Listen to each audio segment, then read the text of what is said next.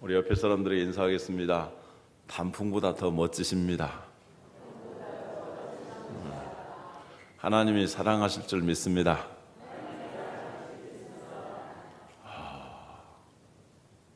단풍이 있는 골짜기마다 사람들이 인산인해를 이룬다고 합니다.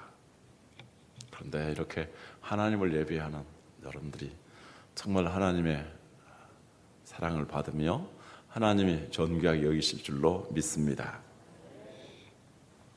우리 그리스도인의 신앙생활에서 성경은 가장 중요합니다. 성경의 중요성은 아무리 강조해도 지나치지 않습니다. 우리 장로회 신조 제1조가 성경에 대해서 말하고 있습니다. 그리고 장로교의 신앙의 기초를 이루고 있는 웨스트민스터 신앙고백서의 제1문이 바로 성경에 대해서 말합니다. 그리고 대요리문답, 소요리문답이 있는데 대요리문답, 소요리문답 첫 번째는 바로 인간의 목적, 하나님께 영광 돌리는 것을 말하고 있고, 두 번째 성경이 무엇인가에 대해서 이야기를 하고 있습니다. 이렇게 성경은 모든 것의 기초요, 기준이 됩니다. 장로교 신조 제1번 내용입니다. 신구약 성경은 하나님의 말씀이니 신앙과 행위에 대하여 정확, 무오한, 유일의 법칙이다. 정확하고 오류가 없는 유일, 오로지 유자를 씁니다. 그래서 오직 하나. 오늘 제목도 그래서 오직 성경입니다.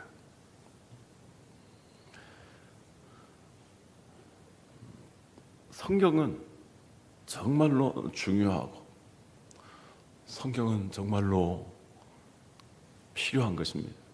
오늘 성경 말씀에 보면 능히라는 말을 하고 있습니다. 그리고 능력이라는 말을 쓰고 있습니다.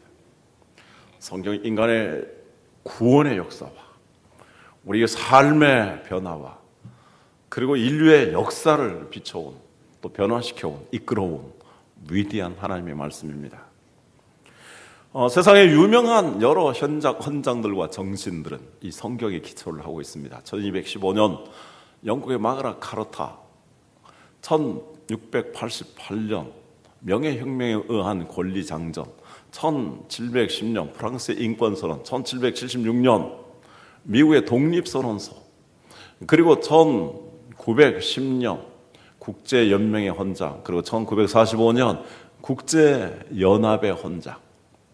거기에는 모든 인간이 조물주로부터 자유와 평등, 그리고 평화와 행복을 추구할 수 있는 권리를 부여받았다라고 하면서 그 정신의 기초에서 모든 조항들을 만들어 나갑니다. 미국의 세계에 가장 영향력을 끼치고 있는 미국의 헌법이 토마스 제퍼슨에 의해서 성경의 기초에서 만들어졌습니다. 그래서 대통령이 이제 직무를 시작할 때에 바로 성경에 손을 얹고 시작합니다. 이 성경의 정신에서 우러나온 헌법을 지키면서 국민의 생명과 재산을 보호할 것을 이렇게 선언하는 것입니다. 자, 다른 종교에서도 여러 가지 경전을 가지고 있습니다. 이슬람교는 코란경, 불교에서는 바로 해인사에서만도 8만 대장경이 있습니다. 그리고 유교에서는 논어 등이 있습니다. 그러나 성경은 매우 특별하고도 절대적인 의미에서 우리 신앙과 행위의 법칙입니다. 여기 오직 성경이라는 강령은 카톨릭의 잘못된 교리에 대해서 강력히 항의하는 뜻을 가지고 있습니다. 왜냐하면 카톨릭에서는 성경을 우리의 신앙과 행위의 유일한 법칙이 아니라 첫 번째 법칙이라고 말하고 있습니다. 두 번째, 세 번째도 있다는 것입니다. 때로는 그래서 그들의 주장을 성경 위에 두기도 하고 성경 옆에 두기도 합니다. 이를테면 신구약 성경 66권 외에도 그들은 외경을 가지고 있습니다. 그리고 또한 그들은 교황의 칙령이나 교황청의 결정, 이것을 성경과 똑같은 권위로 인정을 하고 있습니다. 이러한 교황청의 결정, 그리고 외경, 그리고 교황의 칙령 등에서 성경에 없는 성인 숭배, 마리아 숭배, 연옥설, 신부나 수녀의 결혼 금지, 교황의 절대성, 이 모든 것들이 다 성경에 없는 것들을 만들어내는 것들이요, 이것이 바로 기독교 이단으로 가는 것들입니다. 그런데 이러한 것들은 시대가 지나면 오류로 드러나는 것들이 많이 있습니다. 예를 들어서 갈릴레오가 지구가 둥글다고 해서 그는 처형을 받았습니다. 그의 친구 교황으로부터 처형을 받았습니다. 그러나 나중에 과학이 발달하면서 후대의 교황이 이것을 사과하게 됩니다. 개신교인들을 가혹하게 박해하고 죽였습니다. 후대의 교황들이 그거에 대해서 계속적으로 잘못했다고 인정을 하고 있습니다. 며칠 전에 교황청에서 동성애에 대해서 인정을 하자라는 그러한 표결을 붙였습니다. 3분의 2가 조금 되지 못하여서 부결됐습니다. 옛날에는 그것이 매우 절대적으로 잘못되었고 지금은 매우 가능성 있는 일이고 아마도 내년에는 그것이 채택될 가능성이 많이 있습니다. 그렇게 시대에 따라서 조류에 따라서 변하는 그러한 결정들, 교황의 칙령들, 이런 것들은 잘못된 것들입니다. 우리 개신교에서는 성경을 신앙과 행위에 있어서 정확하고도 오류가 없는 유일의 법칙으로 믿고 있습니다. 이것은 성경 자체가 증언하고 있으며 따라서 우리는 성경에 근거한 신앙생활을 해야 합니다. 오늘 14절에 이렇게 말씀합니다. 그러나 너는 배우고 확신한 일에 거하라. 우리의 신앙과 행위는 반드시 성경에 확고하게 세워야 합니다. 그리고 성경을 제대로 잘 배워야 합니다. 너는 네게서 배운 것을 알며, 여기 디모데가 이 말씀을 받았는데 디모데는 후에 사도 바울을 이어받는 목회자가 됩니다. 그는 사도 바울로부터 하나님 말씀을 제대로 잘 배웠습니다. 그리고 제대로 잘 목회하게 되었습니다. 만약에 우리가 우리의 신앙을 성경으로 표준을 삼지 않냐고 내 생각, 내 소원과 내 기대와 내 욕심, 내 뜻을 따라서 추구하게 된다면 그것은 이교도들과 같은 기복주의적인 것입니다.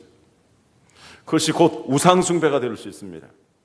기독교의 이름으로 또 하나님의 이름을 빙자해서 자기의 기대와 희망과 꿈과 소욕을 채우는 하나의 종교 생활에 불과합니다.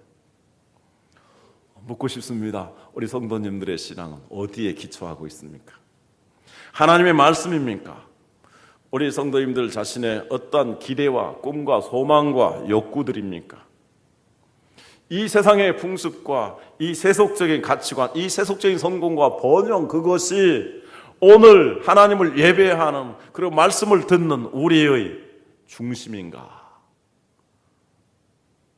하는 것입니다.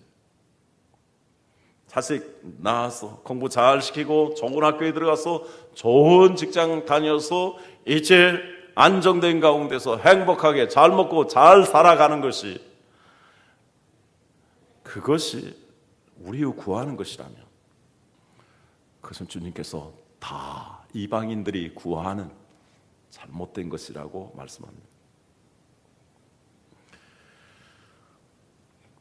우리 그리스도인들이 궁극적으로 추구할 것은 오직 하나님의 말씀을 따라서 우리의 신앙을 세우고 우리의 생활을 바르게 세워가야 하는 것입니다. 나의 신앙, 나의 가치관, 나의 인생과 나의 세계관, 나의 희망과 꿈과 비전을 하나님 말씀 위에 세워야 하는 것입니다. 하나님 말씀 마태복음 7장 24절부터 같이 읽도록 하겠습니다.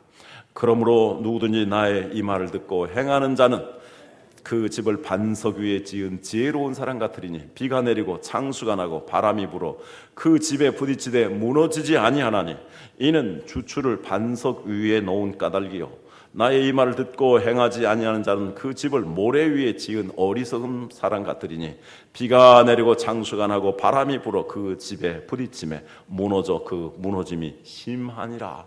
성수대교가 왜 떨어졌습니까?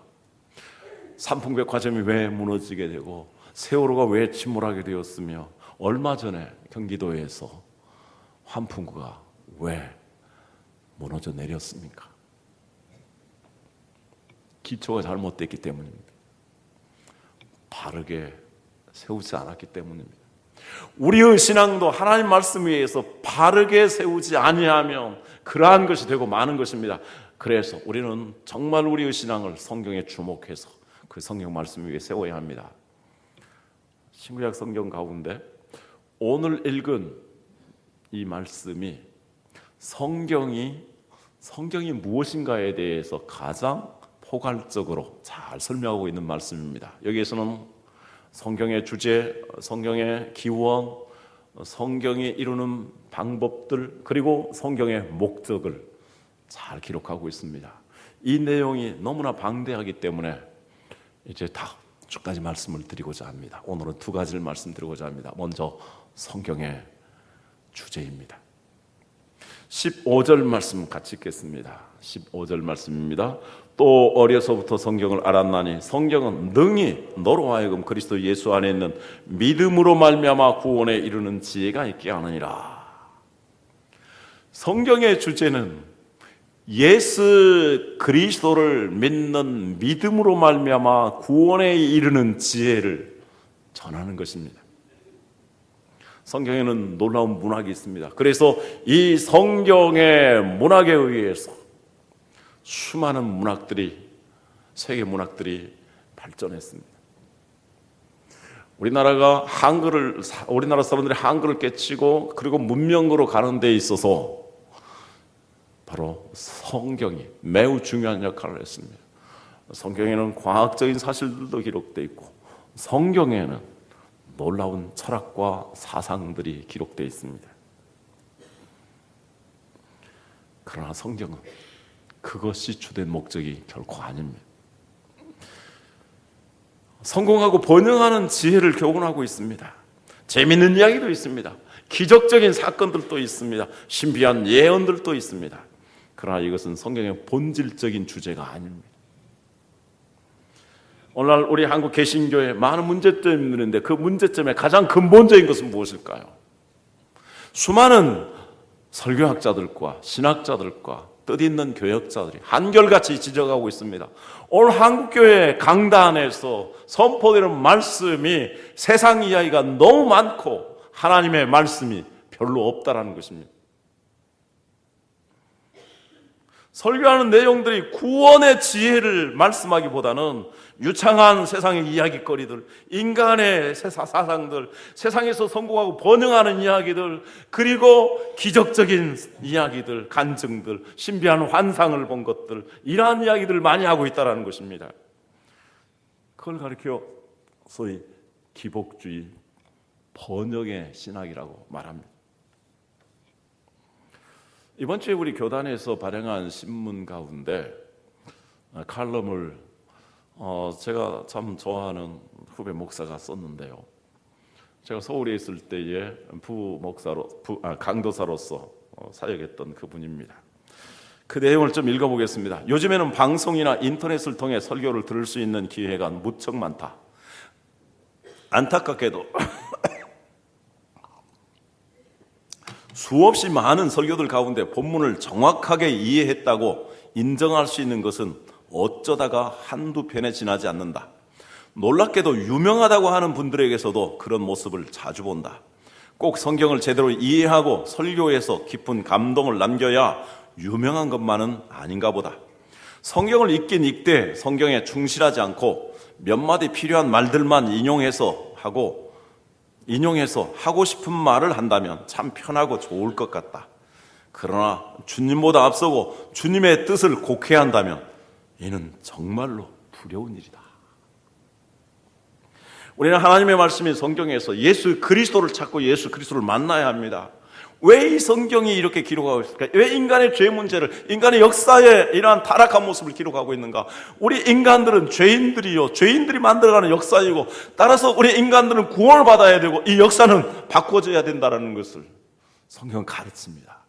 예수 그리스도가 필요하고, 예수님만이 우리의 구원자이시고, 예수님만이 우리의 심령과 역사를, 세상을 바꿀 수 있다는 것을 전하고 있는 것입니다. 만약 예수 그리스도와 상관없는 말씀이라면 유명한 신학자가 이야기한 것처럼 그것은 허공에 매달린 이야기이다. 풍선과 같은, 바람 같은 이야기라는 것입니다. 아무런 의미가 없다라는 것입니다. 성경의 주인공이 바로 예수 그리스도이기 때문입니다. 요한복음 5장 39절 같이 읽습니다. 너희가 성경에서 영생을 얻는 줄 생각하고 성경을 연구하거니와 이 성경이 곧 내게 대하여 증언하는 것이니라. 예수님 친히 하신 말씀입니다.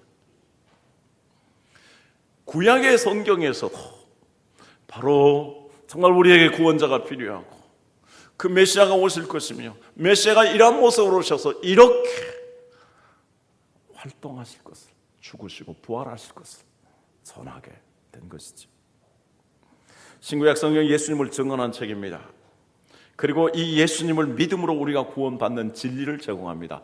예수님의 무엇을 믿어야 된다라는 것입니까? 누가복음 24장 44절에 48절 말씀을 제가 읽습니다. 또 이르시되 내가 너희와 함께 있을 때에 너에게 말한 바 고 모세의 율법과 선지자의 글과 시편의 나를 가리켜 기록된 모든 것이 이루어져야 하리라 한 말이 이것이라 하시고 이에 그들의 마음을 열어 성경을 깨닫게 하시고 또 이르시되 이같이 그리스도가 고난을 받고 제3일에 죽은 자 가운데서 살아날 것과 또 그의 이름으로 죄 사함을 받게 하는 회개가 예루살렘에서 시작하여 모든 족속에게 전파될 것이 기록되었으니 너희는 이 모든 일의 증인이라. 자, 구약 성경을 전체 세 가지로 나눈다면 모세 오경과 그리고 5권의 시편과 그리고 여러 선지자들의 글, 선지서로 기록되어 있습니다. 이 모든 성경의 핵심적인 내용은 우리 인간의 구원을 위해서 메시아가 오셔서 고난을 받지만 3일 만에 부활해서 우리를 구원하여 주신다는 진리, 그리고 이 예수를 믿는 회개의 역사가 예루살렘에서 온 땅에 전파될 것이고 이 예수를 믿는 사람들은 이 일에 있어서 증인이 되어야 할 것을, 복음 전하는 자로 살아야 될 것을 성경은 기록하고 있다라고 말씀합니다. 그래서 이 예수님을 믿고 예수님을 전하는 데까지 나가야 우리의 신앙과 우리의 생활이 바르고 견고해지는 것입니다. 자, 그러면 이 예수님에 대해서 우리는 어떻게 해야 구원을 받습니까? 로마서 10장 9절에 13절 내가 만일 내 입으로 예수를 주로 시인하며 또 하나님께서 그를 죽은 자 가운데서 살리신 것을 내 마음에 믿으면 구원을 받으리라. 사람이 마음으로 믿어 의에 이르고 입으로 시인하여 구원에 이르느니라. 성경에 이르되 누구든지 그를 믿는 자는 부끄러움을 당하지 아니하리라 하니 유대인이나 헬라인이나 차별이 없습니다. 한 분이신 주께서 모든 사람의 주가 되사 그를 부르는 모든 사람에게 부요하시도다. 13절 같이 읽습니다. 누구든지 주의 이름을 부르는 자는 구원을 받으리라. 자, 예수님께서 하나님의 아들로 오셔서 우리의 죄값을 대신해서 십자가에 피 흘려 죽으셨고 예수님이 3일 만에 부활하셔 우리에게 부활의 생명, 하나님의 생명을 주셨음을 마음으로 믿고 입으로 고백하여 시인하게 된다면 구원을 받는다고 말씀합니다.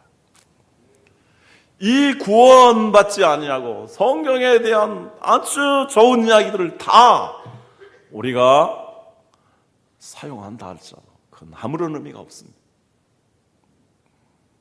믿음은 들음에서 나오는데 들음은 그리스도의 말씀, 예수 그리스도에 대한 말씀, 예수님 나를 위해서 죽으시고 부활하신다는 이 복음을 믿어야 구원을 받게 되는 것입니다. 자, 그러면 이제 성경에서 우리의 구원에 이르는 지혜를 제공한다라고 말씀했는데 그 구원은 무엇일까요? 구원은 내가 예수님을 마음으로 믿고 입으로 시인하여서 예수님을 영접하여 거듭나는 것으로 끝나지 않습니다. 구원은 삼중적입니다. 첫째는 영혼의 구원입니다. 영혼의 구원은 말씀드린 것처럼 정말 내 마음으로 예수님이 십자가에 못 박혀 피 흘려 죽으셨는데 그것은 내 죄값을 대신 지불하신 것이요, 예수님 부활하셨는데 예수님 부활의 생명이시며 우리에게 부활의 생명을 주시는 구주이신 것을 마음으로 믿고 입으로 시인할 때에 이 영혼의 구원이 이루어집니다. 여러분들은 이 예수님을 하나님의 아들로 그리고 우리의 구주이신 것을 마음으로 믿고 입으로 시인하십니까? 그렇다면 영혼의 구원을 받은 것입니다. 그럼 우리의 신앙은 영혼의 구원으로 끝나서는 안 됩니다. 두 번째 생활의 구원이 있습니다. 빌립보서 2장 12절 같이 읽습니다. 그러므로 나의 사랑하는 자들아, 너희가 나 있을 때뿐 아니라 지금 나 없을 때에도 항상 복종하여 두렵고 떨림으로 너희 구원을 이루라. 어그러지고 거스러지는 세대 가운데서 빛의 아들들로서 두렵고 떨림으로써 구원을 이루어 가라라고 말씀합니다. 그것은 이 세상의 풍습이나 이 세상의 세속적인 가치들과 다른 구별된 생활을 하나님의 자녀답게 살아가야 된다는 말씀입니다. 그렇게 하기 위해서는 우리의 마음이 새롭게 되어서 성령의 충만함을 받아 변화되고 성화되어야 합니다. 그리고 더 나아가서 하나님의 선하시고 기뻐하시고 온전하신 뜻을 하나님의 말씀을 통해서 잘 분별하고 그 말씀을 따라서 우리가 생활하여서 우리의 삶을 통해서 하나님 앞에 예배하는 생활로 이어져야 이것이 구원을 이루어가는 삶이 되는 것입니다. 이 구원을 이루어가는 삶은 우리가 주님 다시 오실 때까지, 우리가 사명을 다할 때까지 일평생 이루어가야 될 구원입니다. 우리 소망교회 성도님들, 이 구원을 이루기 위해서 얼마나 하나님 말씀에 집중하고 이 하나님의 말씀에 중심을 기울여 있고 그 말씀을 배우고 그 말씀대로 살아가려고 노력하십니까? 우리는 이 구원을 이루어가기 위해서 부단히 기도하고 노력하고 순종하도록 해야 합니다. 그래야만이 우리가 구원을 이루어갑니다. 왜 이 생활의 구원이 중요합니까? 행함이 없는 믿음은 죽은 것이라 그랬습니다. 구원을 이루어가는 삶이 없다면 예수님을 나의 주로 고백했다 할지라도 그것은 진실로 성령의 역사가 아니라 가식적인 것입니다. 내 입술의 고백일 뿐입니다. 진정으로 예수 그리스도를 나의 구주로 영접해서 거듭난 사람은 생활의 구원을 이루어가려고 애쓰고 노력하게 되어 있습니다. 그리고 이 생활의 구원을 이루지 못하게 된다면 마지막 우리에게 약속하신 영원한 구원에 대한 보장이 없습니다. 그래서 마지막 영원한 구원이 있습니다. 영원한 구원은 어떤 것일까요? 로마서 8장 17절 이하를 제가 읽어가면서 잠시 설명하겠습니다. 자녀이면 또한 상속자 곧 하나님의 상속자여 그리스도와 함께한 상속자니 우리가 그와 함께 영광을 받기 위하여 고난도 함께 받아야 할 것이니라. 생각하건대 현재의 고난은 장차 우리에게 나타날 영광과 비교할 수 없도다. 자, 이제 구원받은 사람은 하나님의 자녀가 되었고 하나님 나라의 상속자가 되었습니다. 하나님 나라의 상속자는 하나님 나라와 그 의를 구하게 되어 있습니다. 하나님의 나라와 그 의를 구할 때 이 세상이 우리를 힘들게 합니다. 세상에 살아가는 것이 쉽지 않습니다. 그래서 오늘 시작한 14절 이전의 말씀, 세상 사람들은 속기도 하고 속이기도 하나니 무릇 그리스도 안에서 경건하게 살고자 하는 자는 핍박을 받으리라. 그러나 너는 배우고 확신한 일에 거하라. 이렇게 말씀합니다. 그래서 이 말씀을 지키며 살아가는 삶이 때로는 힘들고 때로는 외롭고 때로는 고난이 있고 때로는 박해가 있다는 것입니다. 19절 이하입니다. 피조물이 고대한 말은 하나님의 아들들이 나타나는 것이니 피조물이 허무한 데 굴복하는 것은 자기 뜻이 아니요 오직 굴복하게 하시는 이로 말미암음이라. 그 바라는 것은 피조물도 썩어짐의 종로로 탄 데서 해방되어 하나님의 자녀들의 영광의 자유에 이르는 것이니라. 피조물이 다 이제까지 함께 탄식하며 함께 고통을 겪고 있는 것을 우리가 아느니라. 그뿐 아니라 또한 우리 곧 성령의 처음 익은 열매를 받은 우리까지도 속으로 탄식하여 양자될 것 곧 우리 몸의 속량을 기다리느니라. 정말 거듭난 그리스도인들은 영원한 소망을 가지고 있기 때문에 이 땅에서 피조물의 종이 되지 않습니다. 돈의 종, 물질의 종, 성공의 종, 명예의 종, 그것의 종이 되지 않습니다. 출세의 종이 아닙니다. 하나님의 자녀들의 영광의 자유를 추구하는 그러한 삶을 살아갈 것을 말씀하고 있습니다. 그래서 내가 그렇게 살지 못하는 것에 대해서 늘 탄식하면서 고통하는, 내가 말씀대로 살지 못하여서 정말 탄식하며 고통하는 삶을 살아가는 사람들이 곧 영원한 구원을 소망하며 살아가는 사람입니다. 이어서 읽습니다. 24절 25절 같이 읽습니다. 우리가 소망으로 구원을 얻었음에 보이는 소망이 소망이 아니니 보는 것을 누가 바라리요. 만일 우리가 보지 못하는 것을 바라면 참음으로 기다릴지니라.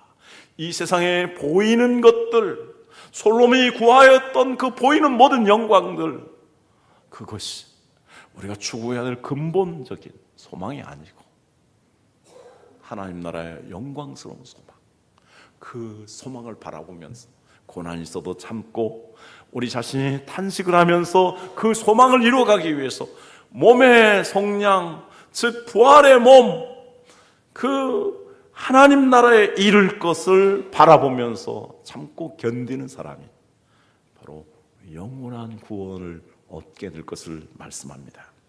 우리가 예수를 믿는 까닭이 무엇입니까? 이 세상에서 보이는 것들 피조물의 종이 되는 것입니까? 돈이나 명예나 쾌락이나 성공이나 출세의 영화를 추구하는 것입니까? 우리는 썩어질 피조물의 종이 되는 것에 대해서 탄식해야 되고 하나님의 자녀로서 하나님 나라를 상속받기 위해서 하나님 나라의 비전을, 하나님 나라의 그 사명을 추구해야 하는 것입니다. 그럴 때 주님께서는 우리를 착하고 충성된 종이라고 칭찬하시면서 천국의 즐거움과 이 땅의 충만한 은총들과 그리고 하나님 나라의 영광의 면류관을 주실 줄로 믿습니다. 우리 사랑하는 성도님들, 성경을 읽으면서 오늘 모여서 이렇게 예배하면서 하나님의 말씀을 우리가 사모하는데 여러분들이 또한 기도하는 그러한 제목과 기대하는 바가 있는데 그것이 무엇입니까? 내 개인의 기대와 희망과 꿈과 욕구입니까? 아니면 예수 그리스도를 믿음으로 구원에 이르는 지혜를 추구하는 것입니까? 예수 그리스도를 믿음으로 영혼의 구원뿐만 아니라 생활의 구원, 그리고 최후의 영광과 승리를 얻는 영원한 구원에 이를 수 있도록 우리는 하나님 말씀 중립에서 신앙생활해야 합니다. 두 번째로 성경의 기원에 대해서 말씀합니다. 디모데후서 3장 16절 하반절에 모든 성경은 하나님의 감동으로 됐다라고 말씀합니다. 이 감동이라는 말은 영감이라는 말이고 생기라는 뜻을 가지고 있습니다. 하나님 아담과 하와를 흙으로 빚었습니다. 흙으로 빚었을 때는 단순한 물리적인 흙덩어리에 불과했습니다. 그러나 하나님께서 그 코에 생기를 불어넣었습니다. 그랬더니 살아 움직이는 영혼을 가진 하나님의 형상을 발휘하는 사람이 되었습니다. 그것이 바로 생기입니다.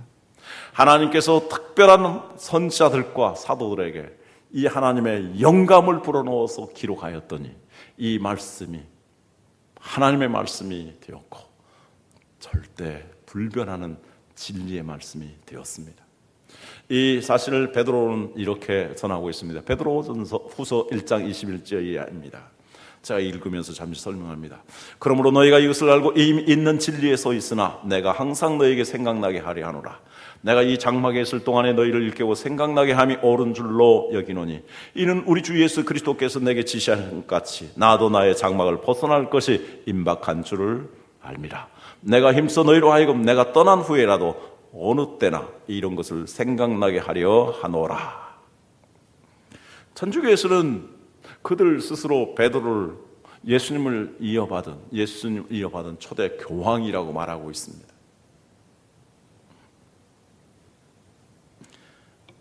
그러나 베드로도 완전하지 못합니다. 그는 이야기합니다. 나는 죽을 것입니다.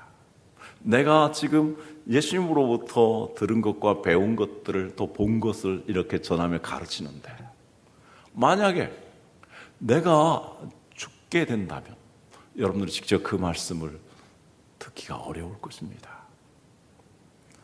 그래서 불완전한 인간인 내가 죽더라도 여러분들이 그 진리를 붙잡고 살아갈 수 있도록 내가 이 성경을 기록합니다. 자, 그러면 그 성경은 어떤 의미를 가지고 있을까요? 16절 이하입니다. 우리 주 예수 그리스도의 능력과 강림하심을 너에게 알게 한 것이 교모의 만든 이야기를 따른 것이 아니요 우리는 그의 크신 위엄을 친히 본 자라.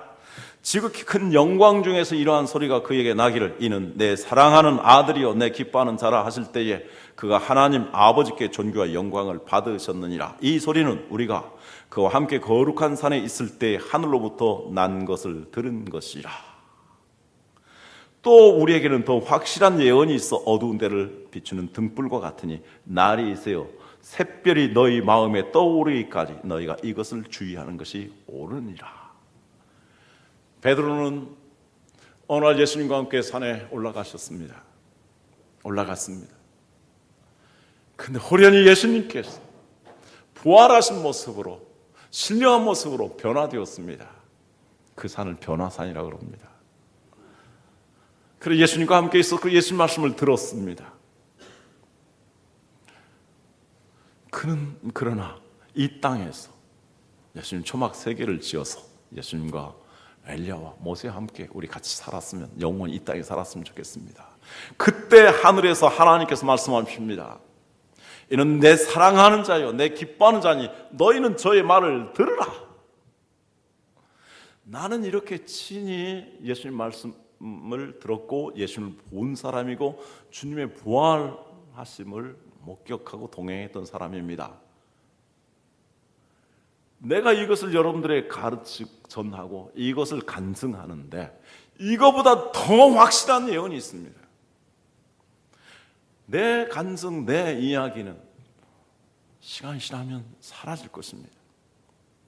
그러나 더 확실한 예언의 말씀을 주셨는데 그 말씀은 곧 성경에 기록된 성령으로 감동된 말씀입니다. 그래서 20절, 21절 말합니다. 먼저 알 것은 성경의 모든 예언은 사사로이 풀 것이 아니니 예언은 언제든지 사람의 뜻으로 낸 것이 아니요 오직 성령의 감동하심을 입은 사람들이 하나님께 받아 말한 것입니다. 우리의 신앙은 베드로와 같은 사람 위에 세우는 것이 아닙니다. 우리의 신앙은 베드로가 말한 그러한 말씀, 베드로가 말한 그 어떤 간증 같은 것 위에 세우는 것이 아닙니다. 우리의 신앙은 확실하게 바로 성령의 감동함을 받아 기록한 하나님 말씀 위에 세워야 하는 것입니다. 그런데 오늘 강단에서 전하는 메시지가 사람이 나타나고 사람의 간증이, 사람의 경험이, 사람의 사상이, 사람의 철학이 나타나게 된다면 그건 매우 잘못된 것입니다. 성경은 교황이나 교황청의 결정과는 근본적으로 다릅니다. 불변하는 진리입니다. 절대적인 진리입니다.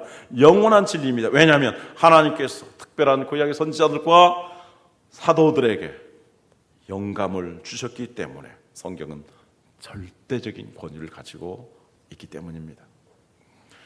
자, 하나님께서 영감을 누구에게 주셨을까요? 특별하게 지정된 사람들에게만 주셨습니다. 그것을 에베소서 3장 3절에서 5절 말씀합니다. 같이 읽습니다. 곧 계시로 비밀을 알게 하신 것은 내가 먼저 간단히 기록한과 같으니 그것을 읽으면 내가 그리스도의 비밀을 깨달은 것을 너희가 알 수 있으리라. 이제 그의 거룩한 사도들과 선지자들에게 성령으로 나타내신 것 같이 다른 세대에서는 사람의 아들들에게 알리지 아니하셨으니 특별히 선택하신 사도들과 그리고 선지자들 외의 다른 세대, 그 후의 세대들에게 이 하나님의 계시의 영을 주시지 않았다라고 말씀합니다. 그러므로 우리는 이 성경 외에 다른 어떠한 것을 하나님의 말씀처럼 생각해서는 안 됩니다. 그리고 하나님의 말씀처럼 추구해서는 안 됩니다. 그리고 성경 말씀은 사사로이 풀어서는 안 됩니다. 바로 성경을 제대로 알지 못하는 사람들에게 이끌려서 미혹을 받아서 안 됩니다. 거짓 선지자들이, 이단들이 바로 하나님의 말씀을 가지고 사사로이 풀고 자기의 사상을, 자기의 신조를 집어넣어서 사람들을 미혹시킵니다. 그 대표적인 것이 바로 구원파요, 오늘날 신천지 이단들입니다. 그러므로 여기저기 성경 공부를 한다고 해도 함부로 빠져들어서는 안 됩니다. 정말 하나님을 경외하고 경건하게 살려고 하는 것, 정말 예수 그리스도를 믿음으로 구원에 이르는 지혜를 추구하고자 하는 그러한 사람들에 의해서, 그러한 교회에 의해서 하나님의 말씀을 배워야 하는 것입니다.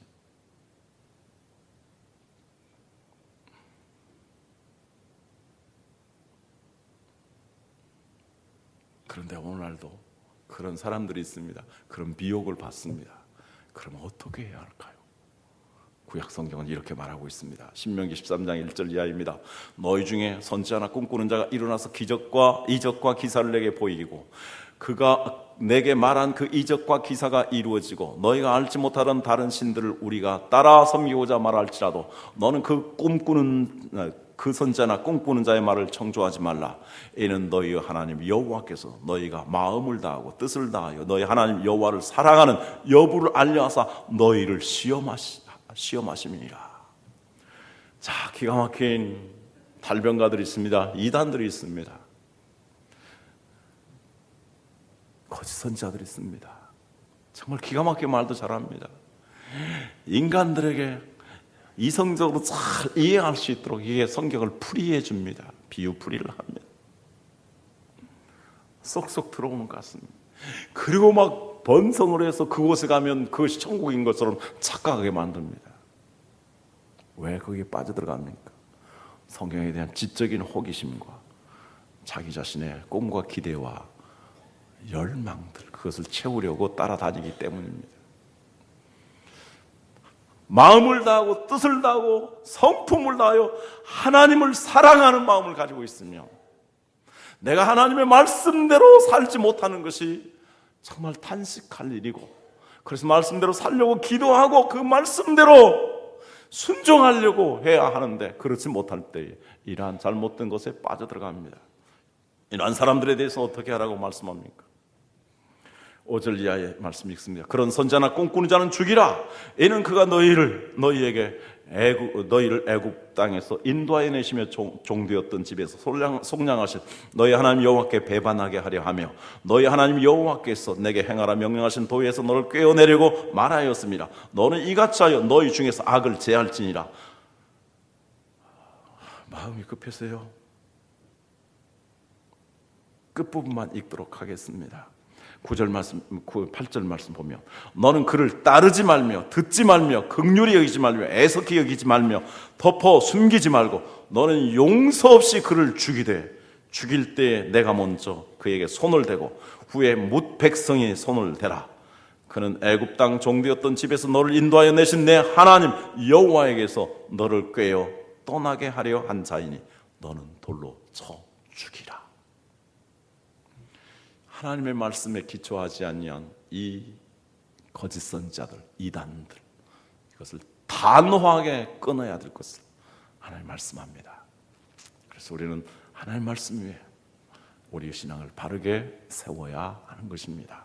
기도하겠습니다.